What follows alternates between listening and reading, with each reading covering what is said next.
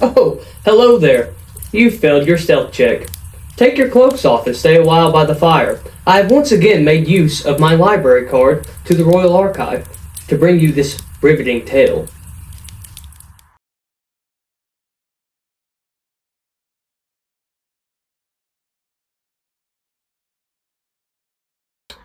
The winter wind was biting at his extremities with teeth of ice as Cayman sat huddled in his furs, mere feet from the low smoldering fire.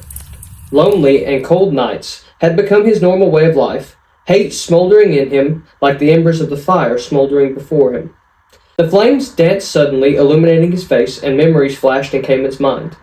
Slowly he closed his eyes. The scene before him changed. The cold pine forest gave way to the warm and inviting meat hall of his family. Cayman, my son, I thought you were supposed to be helping your mother in the marketplace. Came the voice of Brayman. Yes, father. I must have missed her this morning, said Cayman with a wry smile and a shoulder shrug. Cayman watched as his father frowned and turned his back to him. Brayman took a measured 4 paces before he turned his head back to Cayman, echoing the wry smile of his son. Brayman let out with a chuckle. Well, you better come hunting with me then, his father said. Cayman gasped in excitement and moved quickly to grab his furs from a large rough-cut chair just inside the feasting hall. Fastening around his neck, he walked briskly towards the door of his clan's meat hall.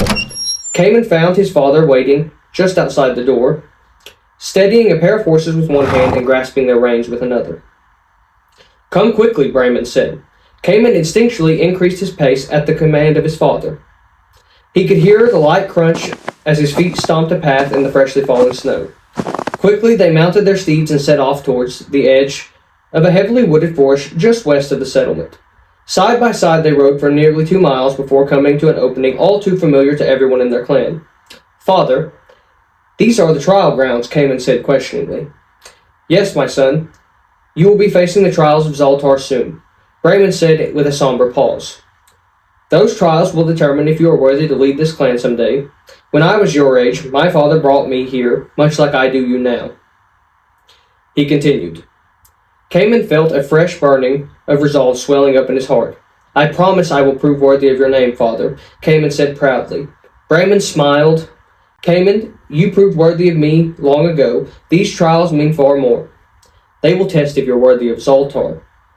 Cayman could now feel the seriousness of what his father was telling him. What should I expect, father? Cayman asked. I cannot say. The trials are different for everyone. Once you enter the cave of the forefathers, you will understand, Brayman said in answer. Enough of all this seriousness. I cannot say. The trials are different for everyone. Once you enter the cave of the forefathers, you will understand, Brayman said in answer. Enough of all this seriousness. Let's hunt some elk, Brayman said while spurring his horse. His horse shot through the trees like a bolt of gray speckled lightning. A little tonic for the nerves.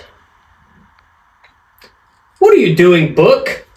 Get down here! These stories get away from me sometimes. Laughing heartily, Cayman also urged his horse into an open sprint. He chased his father far and wide through the snow-covered brush of the pine forest. Brayman led his son with a narrow lead, all the way through the forest until the pair reached a place just before the tree line gave way to an open field. The pair brought their horses to a slow and quiet stop, dismounting and finding a suitable place to fasten their horses to. Brayman led them, semi-crawling on the ground, into the center of a large thicket. What now, father? Cayman asked. Now we come to the hard part. We play the waiting game, his father answered. Wait they did, for what Cayman thought a lifetime. He turned to playing in the snow around him for nearly 2 hours. He waited with less and less patience for his father to say it was time to leave. Then he looked out of the thicket into the open snowy field before them. Standing in the center of the field was a dark gray and white-colored stag. Antlers sprouted high and wide from the stag's head. Had he not seen the stag's head, he might have judged it to be a horse based on the size of its body. Prepare your arrow, Brayman said quietly. Cayman first brought his bow forward, being very careful not to disturb the brush and to make any sudden and startling noises. He took measured breaths to steady his body. To his annoyance, he was still shaking nervously. Cayman could see that his father looked amused by his annoyance. "Steady, lad," Brayman said. The remark only seemed to frustrate Cayman more. The stag seemed to freeze in the field, eating sparse blades of grass poking up from the snow. Cayman released his arrow. It whispered through the air with blinding speed. High and wide, it sped past the stag. Quickly, Cayman went for another arrow. To no avail, the stag had bounced speedily through the field and into the woodline on the opposite side.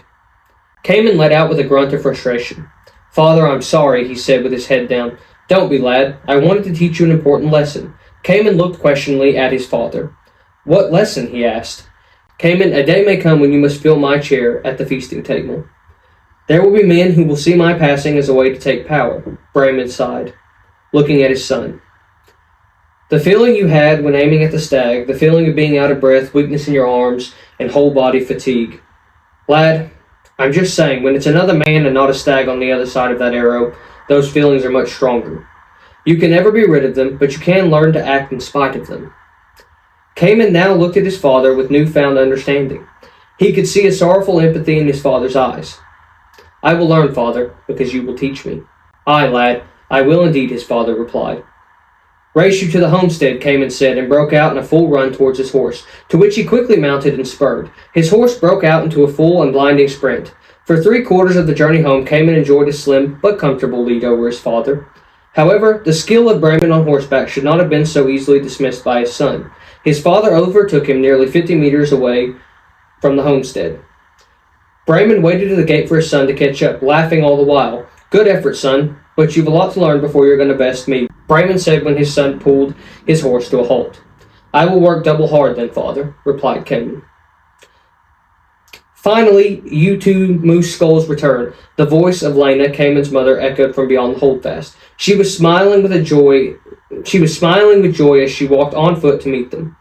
"I missed you for our market trip, Cayman," said Lena. She had a stern look on her face, and Cayman knew that he would be in deep trouble.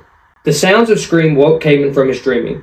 He still sat at the fire, which was now little more than embers glowing faintly. "Please, please, let me go!" The voice of a young woman echoed through the dark pine forest. Cayman tightened the fasteners of his furs and hide armor, grabbed his sword and simple bow. Lastly, he slipped a quiver of arrows over his shoulder and began to stalk silently through the dark forest. It was not a far distance to travel before Cayman could see for himself the cause of the screaming. Peeking over the top of a hill, he could now see a young woman in the moonlight backed up against a tree. She gripped it for some feeling of safety. Around them were 6 chainmail-wearing warriors. Cayman strained to get a closer look at the clan symbol painted on their shields in the moonlight. He made out what looked like hawks devouring a man. Instantly, rage burned in Cayman. Readying his sword and bow, he moved silently to the backside of the hill, following the natural low path around the hill to the right side of the woman and warriors. Cayman slipped silently into the large thicket and continued his flanking maneuver. He was now watching the conflict from a small clear spot at the edge of the thicket closest to the conflict before him. Cayman purposely broke a thicket branch to the side of him and slipped silently further to the right inside the thicket. The low frozen snap of the breaking twig drew the attention of the warriors a split second after the sound. "What was that?" one of the warriors said in a hushed voice. "Well, check it out," the other warrior in the center ordered. Reluctantly and obviously spooked, the man who had noticed the sound trudged through the snow towards the shrub line, torch in hand and searching with great strain to discern the source of the noise. Cayman watched him intently as he inched ever closer to his trap. Cayman lay partially covered in shrubs and partially covered in snow, which he had slowly pulled over himself. When his investigator reached a place nearly standing atop Cayman, he plunged his sword swiftly into the abdomen of the mail-clad brigand. The man let out an audible grunt of pain, but toppled quickly. Cayman popped upright out of the snow, sending 2 rough-made arrows into 2 more of the torch-wielding lowmen closest to him. Overcome by shock and fear, the other 2 remaining men retreated immediately, leaving only one who Cayman assumed was the captain of the troop. "So you're the ghost everyone speaks of," said the captain. "I am no ghost, only a son seeking vengeance," replied Cayman. "Ah, well, that makes me feel better. At least you can be killed," the captain again said. "I can, but not by you," Cayman said in a quiet threat. The atmosphere of the forest grew even more serious and grim following his remark. The warrior was no longer interested in conversation, and neither was Cayman. Cayman threw down his bow and firmly grasped the handle of his sword. The warrior assumed a versatile stance which would allow him to most effectively use the 2 war axes he now held. Torches burned low, casting long shadows in all directions. And I think that is where we'll pick up another time.